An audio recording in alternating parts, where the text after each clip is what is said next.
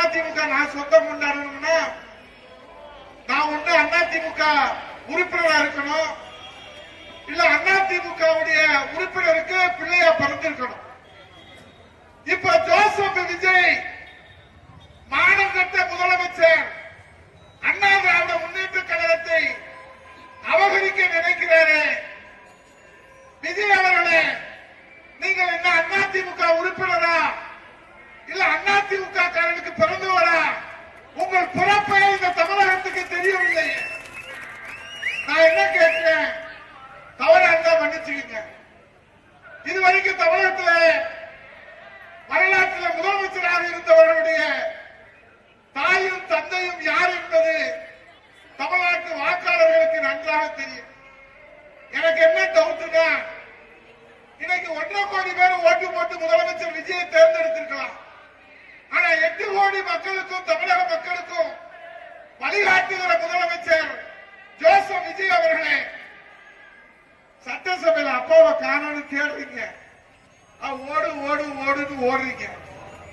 உங்க அப்பா பேரை மட்டும் எங்களுக்கு, உங்க பெத்த அப்பாவை கொஞ்சம் சொல்லிட்டு அதிமுகவை அபகரிப்பதற்கு நீங்கள் முயற்சி எடுப்பதற்கு தயாரா? ஒரு விஜய் அல்ல, 1000 விஜய் வந்தாலும் அண்ணா திராவிட முன்னேற்ற கழகத்தை எந்த கோப்பனாலும் அசைக்க முடியாது. அதான் அதிமுக வரலாறு. அண்ணா திராவிட முன்னேற்ற கழகத்தை அபகரிப்பதற்கு இந்த பூமியில இதுவரை எவனும் பிறக்கவில்லை, இனிமேலும் பிறக்க போவதில்லை. உங்க பிறப்பு என்னன்னு எங்களுக்கு தெரியல. இது அநாகரிகமா யாரும் நினைக்க வேணாம். எனக்கு இருக்கிற சந்தேகத்தை கேட்கிறேன், அவருக்கு தெரிஞ்சா சொல்லுங்க, நாங்க தெரிஞ்சுக்கலாம். அதெல்லாம் அவங்க அப்பா யாருன்னு ஒரு அம்மா போய் அமைச்சர் கேட்கிறாங்கல்ல, வாட் இஸ் யுவர் ஃபாதர்? நான் கேட்கிறேன் விஜயை பார்த்து, வேர் இஸ் யுவர் ஃபாதர் அப்படின்னு நான் கேட்கிறேன், உதயகுமார் கேட்கிறேன், சொல்லுங்க.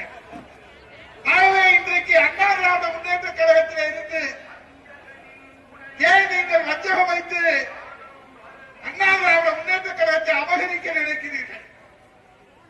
அல்ல, அவருதுல ஒருத்தர் இருக்காரு, குஷி ஆனந்த். இங்க இருக்கிறவங்க யாரும் பார்த்திருக்க வாய்ப்பு இல்லை. ராஜாங்க நீ பார்த்திருக்கியா? அவர் பாண்டிச்சேரிக்காரு, நீங்க எல்லாம் பார்த்தது இல்ல.